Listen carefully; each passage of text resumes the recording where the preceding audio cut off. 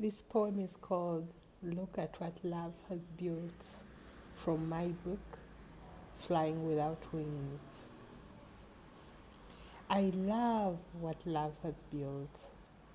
I'm settled, I'm free, mastering the quantum jumps of life. As a chapter closes, another chapter opens, choosing to change the timelines across time and space, forcing a different kind of existence to emerge. I'm happy and free.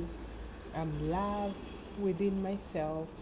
I've built a life that fulfills me, mastering the mundane, getting acquainted with the art of doing nothing, transforming from a human doing to a human being.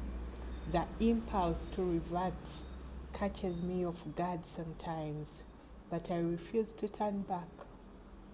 I know myself, I love myself, I love the path I've chosen, the lessons I have to learn, and the demonstrations of the savior complex, the demolitions of the savior complex. I am sovereign, I am no matter.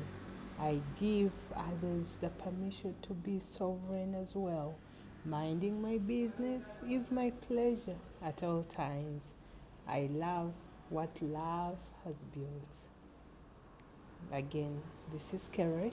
Talk to you soon. Bye.